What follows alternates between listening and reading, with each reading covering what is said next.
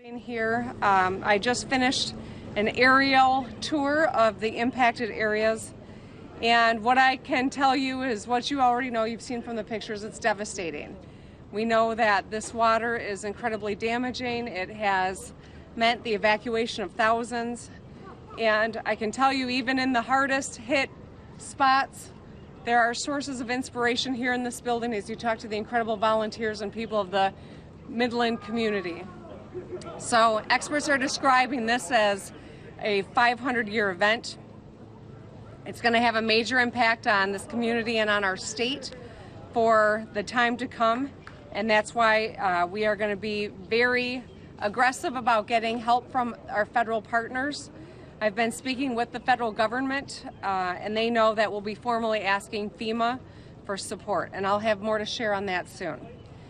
So I want to reiterate, and I feel like I've said this a lot over the last 10 weeks, but this is an event unlike anything we've seen before.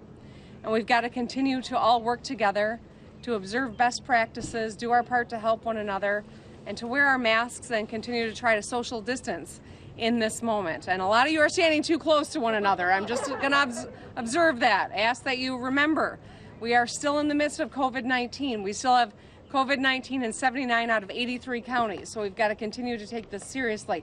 Like these young people with their masks on. Good job, you guys. Our first responders and local emergency response officials and members of the Michigan National Guard and the Michigan State Police have been working through the night to help people get to shelter. I had a chance to talk with a few people downstairs who are sheltering here. I want to thank the city manager, the police chief, the local EOC, and of course the lieutenant from the state police who is here with me, who's overseeing a lot of our state emergency operations center.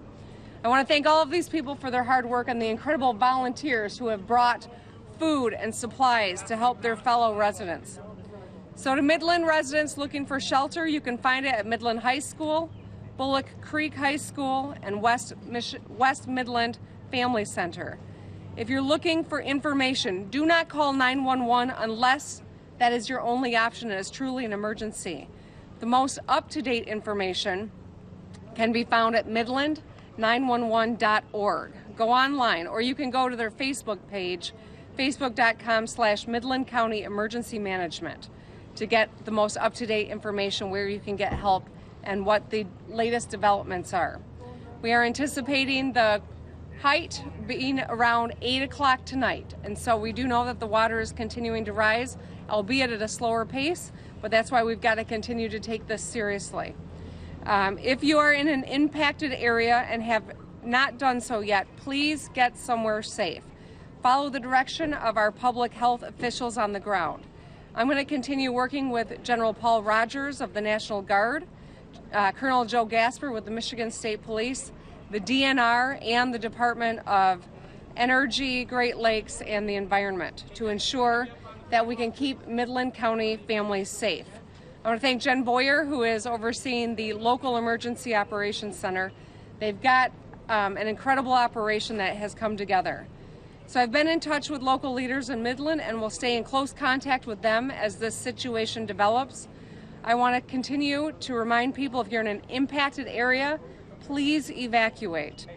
This is going to be hard, but we are anticipating several feet of water across this area. And so while we're in the midst of a global pandemic, it's really important that to the best of our ability, we observe the best practices to keep ourselves and our families safe. We're going to get through this. It is a tough time, to be sure, but we are going to get through this. We know that tough times don't last, but tough people do. We have seen a community come together, and we're going to continue to do that until we get through this crisis. Hi, everyone. George Stephanopoulos here. Thanks for checking out the ABC News YouTube channel. If you'd like to get more videos, show highlights, and watch live event coverage, click on the right over here to subscribe to our channel. And don't forget to download the ABC News app for breaking news alerts. Thanks for watching.